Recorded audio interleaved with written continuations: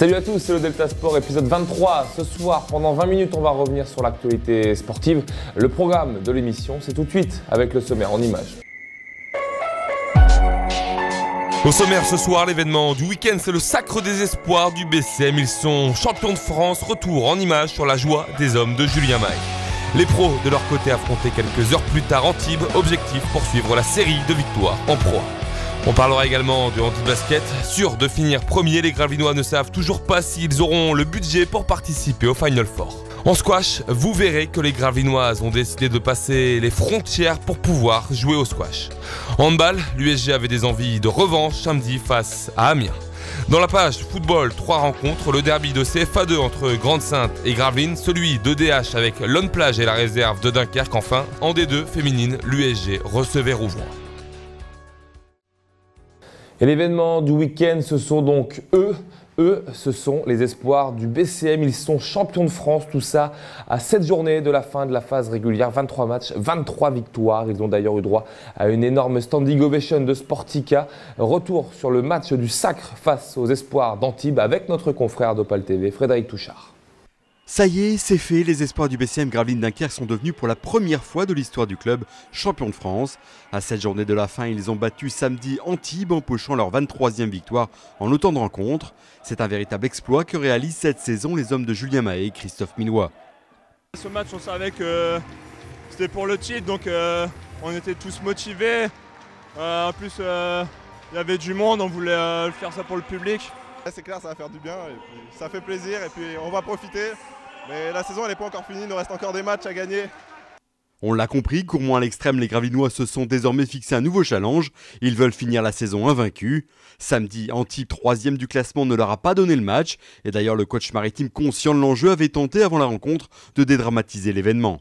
On sait qu'on se rapproche du but, donc voilà, maintenant on a fait une préparation complètement normale. C'est un match, c'est un de plus.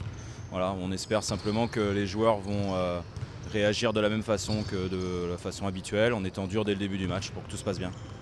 Mais sans doute crispés par ce titre qui leur tendait les bras, les jeunes Gravelinois ont mis du temps avant de décramponner les Azuréens. La faute notamment à un gros manque d'adresse. Ils se sont néanmoins imposés 68-49. C'était pas un grand match aujourd'hui, mais je pense qu'il y avait de l'enjeu, ils voulaient faire bien, et ça n'a pas toujours été évident. Mais on espère qu'une chose, c'est de continuer et d'aller jusqu'au bout. Il y a des records à battre et j'espère qu'ils ont envie de le faire. Ce titre, le groupe gravelinois, composé en très grande partie de joueurs locaux et régionaux, le mérite. Il récompense également le travail amorcé par Fabien Desfachelles. C'est en tout cas pour le club une éclaircie dans une saison plus que difficile. C'est sûr, c'est vrai que par rapport à la saison que nous sommes en train de vivre, nous les pros, de voir les espoirs à pareille fête avec 24 matchs, 24 victoires d'affilée, le titre de champion cet après-midi à la clé, c'est exceptionnel, quoi. C'est vraiment un grand cru pour eux. Maintenant, ce groupe champion de France aura des souvenirs à partager. Espérons que ces joueurs pourront désormais franchir une marche supplémentaire vers le monde professionnel. Mais ça, ils auront le temps d'y penser. Samedi, l'heure était à la fête.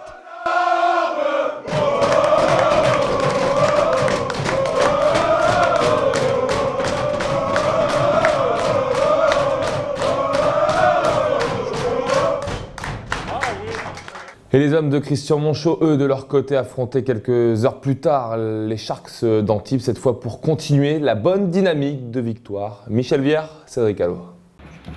Et de 3e victoire consécutive pour les joueurs du BCM.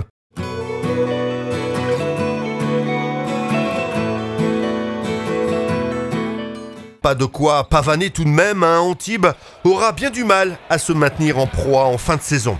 Il ne fallait donc pas s'attendre à un sommet de basket. Gravelines a fait le boulot, Marcus Lewis et Abdoulaye Mbaye ont assuré la marque, Yannick Bokolo a empêché Will Solomon de développer le jeu azuréen. C'en était trop pour des Antibois trop peu fringants. Le BCM, avec cette victoire, est quasiment assuré de conserver sa place dans l'élite. À droit au lancer franc avec 90% de réussite, c'est surtout en défense que les Gravelinois ont bâti leur succès. 64 points encaissés face à Antibes, après les 63 laissés au Manceau la semaine dernière. Le BCM retrouve petit à petit sa marque de fabrique. On a été sérieux ce soir pendant 40 minutes, on n'a pas eu de moment de flottement, donc voilà, on a su garder l'avance en jouant la défense dure. Depuis le début de saison, on n'était pas très consistant en défense, Mais là, on commence à retrouver de la consistance. Donc voilà, il faut qu'on continue sur 40 minutes. Côté Antibois, Kennedy Winston, l'ancien pigiste médical du BCM, a prouvé qu'il avait du basket plein les mains. Et Brian Amanning a sorti son meilleur match de la saison. Pour Gravelines, Steven Gray est sorti lui de sa boîte au meilleur des moments quand les sudistes ont recommencé à y croire en revenant à -6, 56-50. Une faute antisportive à l'encontre de Luc Arthur Vebov scelle le match. Score final 75-64. Alors Solo, les playoffs, on y croit encore? Tout compte fait, on ne va pas dire que c'est fini parce qu'il reste encore 7 matchs. Donc voilà, il faut gagner le plus de matchs possible et puis il faut qu'on finisse la saison fort. Pour cela, on vient de l'entendre, il faudra presque faire un sans faute. On n'a pas toujours été habitué à ça depuis le début de saison. Et ce sans faute, eh bien, il commence par une victoire à l'Asvel lundi prochain. Messieurs, à vous de jouer.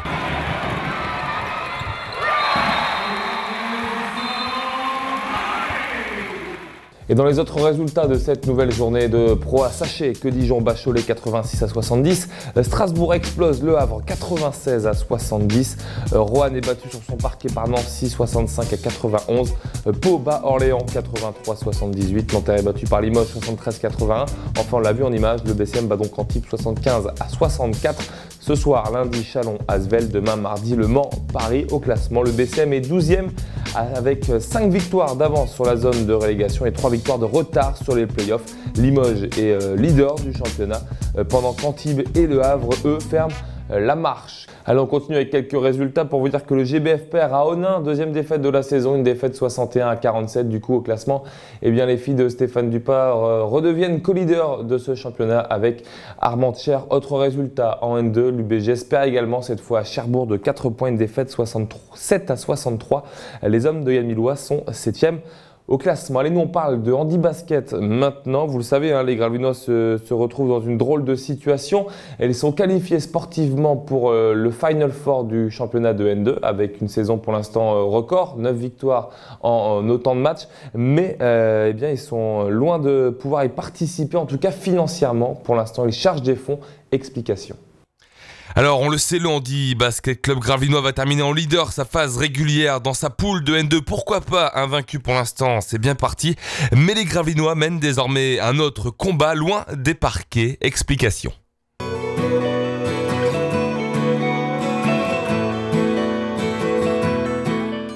Et hier, ils ont décroché une nouvelle victoire, cette fois sur tapis vert, suite au forfait de leur adversaire du jour, Chauny. Du coup, les joueurs du Handi Basket Club Gravelinois justifient encore un peu plus leur place de leader. Les Gravelinois participeront donc aux phases finales les 24 et 25 mai prochains à Pau. Les 4 premiers des poules de N2 se retrouveront alors pour désigner les 3 promus en N1 la saison prochaine et surtout le champion de France.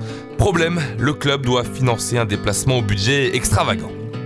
Pour l'instant, le devis moyen, le devis le moins cher qu'on a eu sur un autocar, c'est environ 4 000 €. Et qu'on a à peu près au niveau de tout ce qui est joueurs, staff et accompagnement, on aura à peu près dans les 700 à 1 000 € également à verser au niveau de l'organisateur.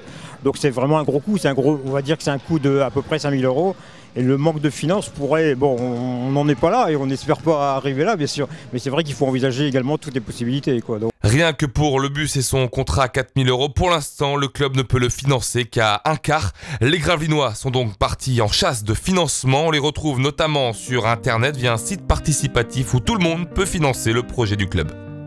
L'occasion pour vous de faire partie de l'aventure du titre, pourquoi pas, de champion de France en mai prochain. Ce qu'on visera, c'est le titre. Parce que je pense que revenir déjà avec le titre de champion de France de N2, pour le club, c'est bien. Pour la ville de Gravelines, c'est bien. Et je dis toujours, quand on parle basket à Gravelines, voilà, je crois que tout le monde comprend. Et je crois que revenir en plus avec le titre de N2, je pense que ce serait bien. Et pour pouvoir voir les Gravelinois soulever, pourquoi pas, le titre de champion de France, il faut donc se rendre sur ce site participatif. Vous avez donc l'adresse en bas de l'écran pour pouvoir permettre donc aux Gravelinois de ramener le premier titre de champion de National 2 à Gravelines. Et n'hésitez pas à venir soutenir les joueurs du Handi Basket Club Gravelinois pour leur permettre donc d'aller disputer le Final Four du côté de Pau. Direction le squash maintenant dans le Delta Sport et une idée originale qui nous vient des filles de l'USG Squash. Elles ont décidé de participer au championnat de Belgique par équipe féminin. Pourquoi? Eh bien, elles nous l'expliquent. Le squash gravelinois participe à une drôle d'aventure. Le club a en effet décidé d'inscrire son équipe féminine en championnat belge. Elles étaient de passage à Gravelines.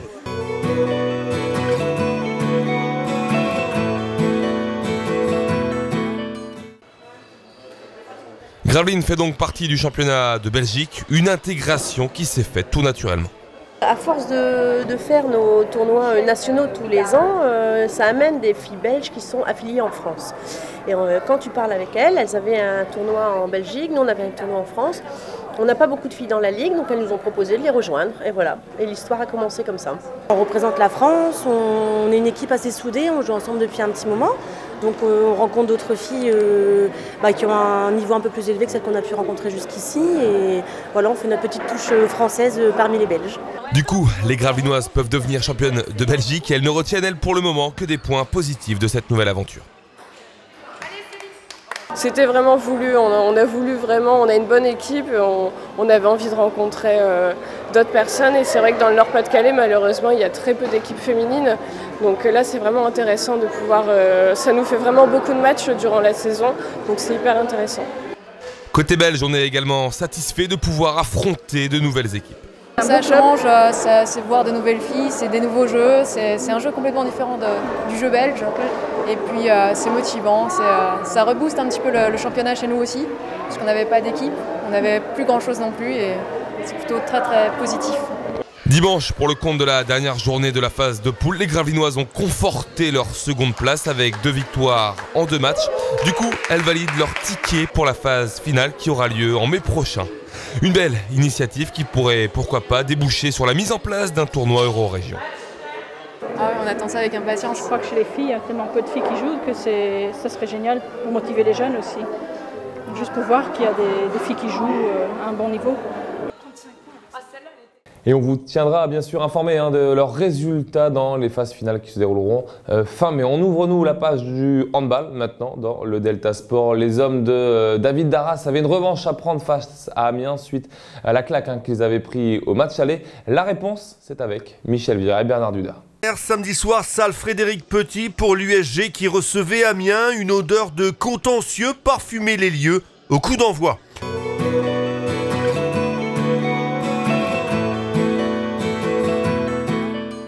Dès le début de rencontre, on sent les Gravelinois concentrés. Amiens ne voit rien arriver. Toc toc badaboum en moins de 15 minutes. L'USG plie le match. C'est d'abord Romain Broders, Grégory Pierre et Arnaud Strassel qui enquillent. 10-3 à la 12e minute. Fabien Lemâtre, Léo Deblonde et Jérémy Lagouche fructifient le précieux butin. À la pause, les affaires picardes sont mal engagées. 21-13. Les Gravelinois ne desserrent pas les taux. À la reprise, l'écart atteint même les 10 unités, 24-14.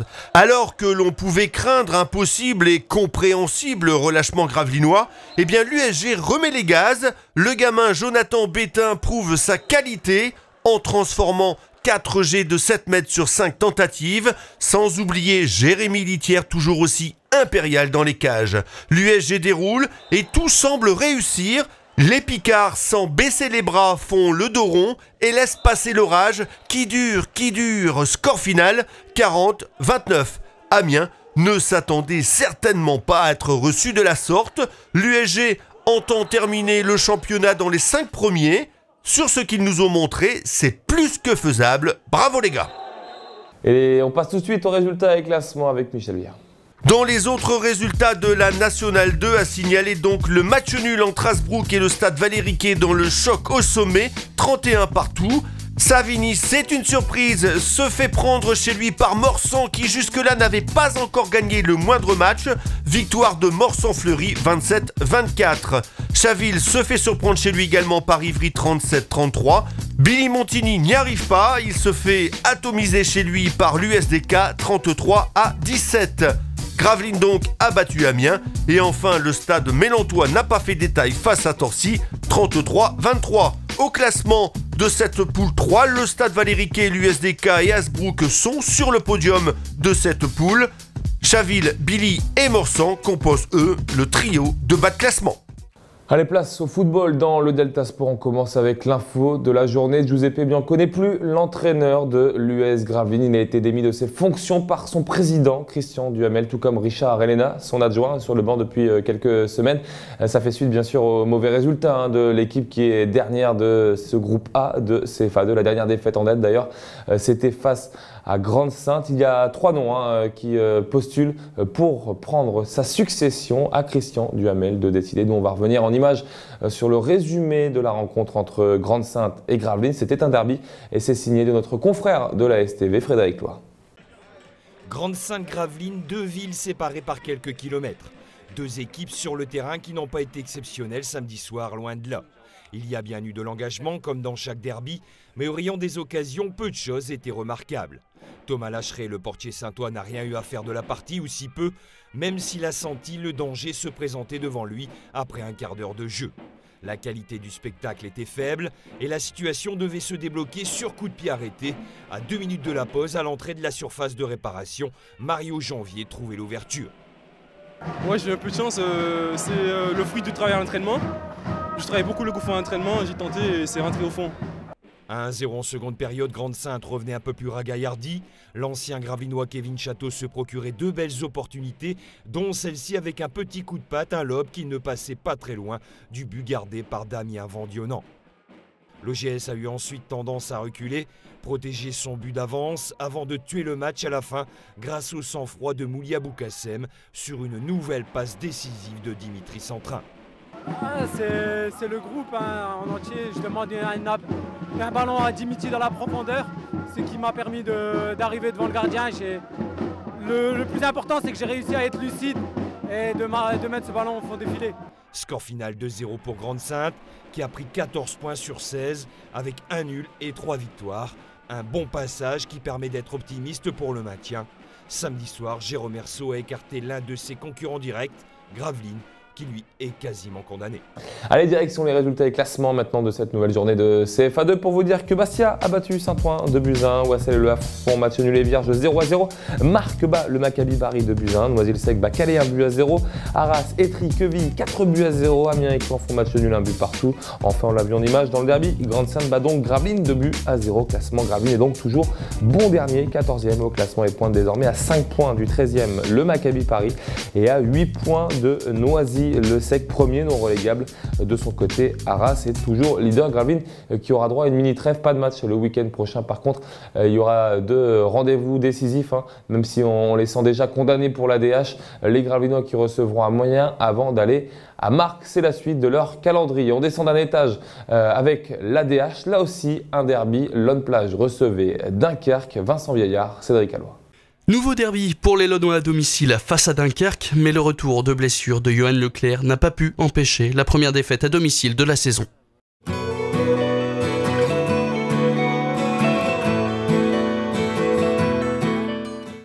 Dès le début du match, c'est les Dunkerquois qui vont partir à l'attaque, mais sur cette première tête, Alexis Dumont est vigilant et sauve son camp. Les Dunkerquois continuent le pressing et se permettent de tenter des frappes sans être attaqués par la défense launoise. Heureusement, ça passe à côté. On a passé la demi-heure de jeu et les Launois se montrent enfin devant, centre de Leblanc pour De Roy, mais c'est sauvé sur sa ligne. L'action continue, Millot est servi mais rate le plus facile en la mettant au-dessus. Coup franc encore pour les Launois, mais cette fois-ci, c'est encore au-dessus de la barre transversale. 0-0, c'est donc le score à la mi-temps.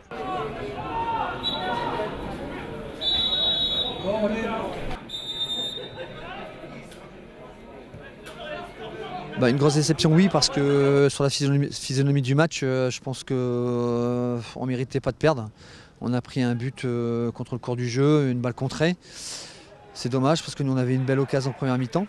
Par rapport à Saint-Amand, on a vu un visage un peu plus timide de Lone Plage. Et puis voilà, on a manqué d'opportunités devant, on a manqué un petit peu de tout pour pouvoir gagner et faire basculer ce match. Il fallait avoir un peu plus de caractère. Voilà, ça fait partie des matchs où il va falloir rebondir très vite et oublier ce match à domicile qui est notre première défaite. Je pense que sur la physionomie du match, on ne méritait vraiment pas de perdre. Le match nul était pour moi plus que mérité. Et aujourd'hui, on a laissé partir 3 points et on a laissé partir aussi Dunkerque un peu plus haut dans le tableau. Donc c'est ça qui est un petit peu qui est rageant parce qu'il y avait vraiment moyen de faire quelque chose aujourd'hui. Et au classement, attention, parce qu'avec cette nouvelle défaite, eh bien, Lone Plage pointe désormais à la 12e place, à 2 points seulement de la zone de relégation occupée par Vermel et Avion. Mais Lone Plage a des matchs de retard à jouer, notamment 2 sur Avion et 1 sur Vermel. On passe, nous, au football féminin. Maintenant, on file donc à Gravelines, la D2 féminine. Match en retard, là, justement, pour les Gravelinoises de Jean-François Azam, opposé à Rouvroy. Et l'USG est dans l'obligation de ramener des points sous peine d'être distancé au classement.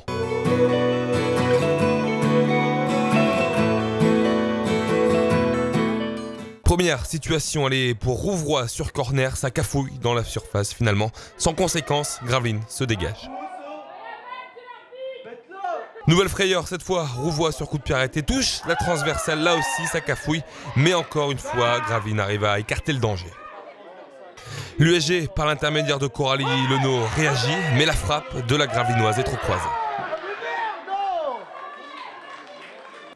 La deuxième action est la bonne. Coralie Leno sur corner trouve Cathy Févert, la capitaine gravelinoise, catapulte le ballon au fond des filets. 1-0 pour l'USG.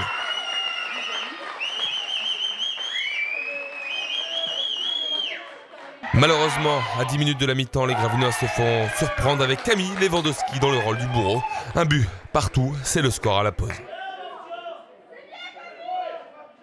Loin d'être abattu, l'USG revient avec des bonnes intentions sur la pelouse et se crée des occasions. Lisa Fragoli est à 2 doigts de redonner l'avantage aux Gravelinoises. Coralie Leno, elle, sur coup franc, touchera la transversale quelques minutes plus tard.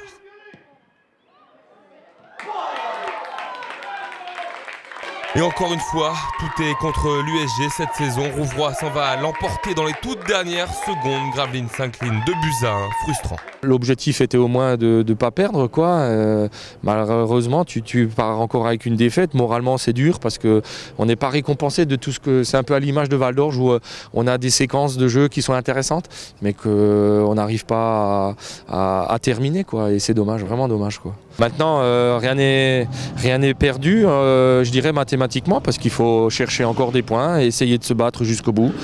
Et après, voilà, on fera les comptes à la fin de la saison.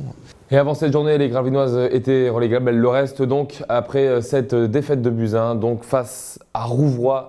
Ça se complique là également pour les filles de Jean-François Azam. Voilà, c'est là-dessus qu'on referme ce nouveau numéro du Delta Sport. Vous avez rendez-vous avec le sport dès jeudi avec Michel Viard dans le Delta Sport Agenda. Nous, on se retrouve lundi pour un nouveau numéro du Delta Sport. Bonne soirée à tous. Salut.